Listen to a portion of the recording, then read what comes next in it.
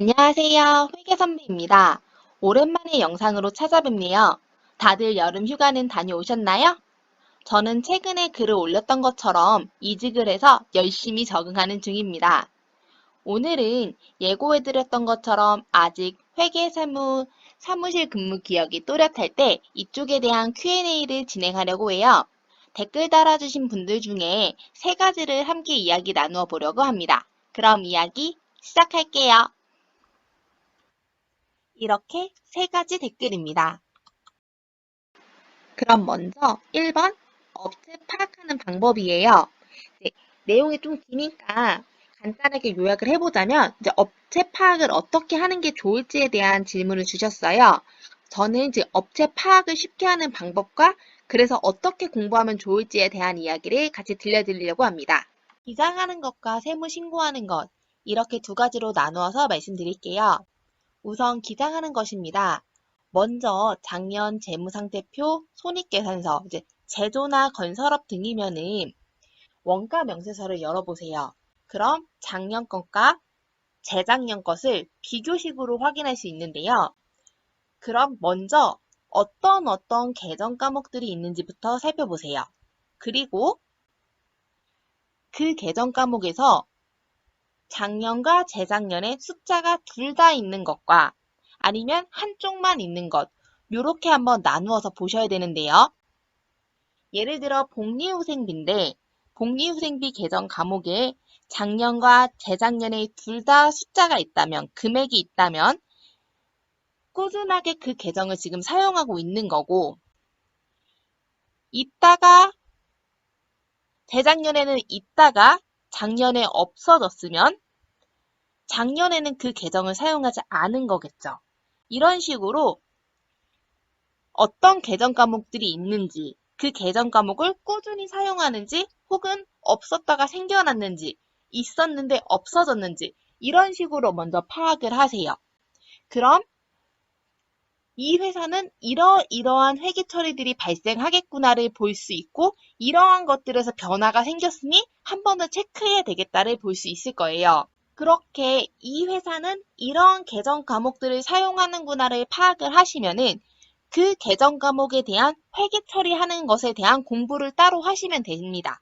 그러니까 간단하게 바로 차례 입력만 하면 끝나는 게 있는 반면 뭐 예를 들어 보자면은 고정자산을 매입할 때 거기에 들어가는 부대 비용들은 비용으로 처리되는 것이 아니라 그 관련 수수료 같은 것도 다 고정자산으로 들어오잖아요. 그러니까 차 같은 거 살 때 그때 우리 국공세 매입할 때 들어가는 비용 같은 것도 다 그냥 차량 운반고로 잡잖아요. 요런 것처럼 그 해당 계정 과목에 대해서 아주 기본이 아니라 뭔가 다른 것을 공부해야 되는 것들이 있는 거라면 그 계정 과목을 보고 이 계정 과목, 이 계정 과목은 내가 책을 보고 어떻게 처리하는지 공부해야 되겠다. 요렇게 감을 잡으시면 됩니다. 이번에는 세무신고에 대해서 말씀드릴게요. 이제 원천세면 원천세, 부가세면 부가세, 법인세면 법인세. 일단 다 전년도 신고 내역을 신고서와 그 뒤에 딸려오는 부속 서류들을 함께 같이 보세요. 원천세 신고서를 보면 이 회사는 보통 상용직만 신고를 하는지 아니면 일용직도 있는지 사업소득자를 신고하는지 그런 것들을 파악할 수 있기 때문에 이 회사는 이런 것들이 발생하니까 요걸 조금 챙겨야 되겠다라는 감이 생기실 겁니다.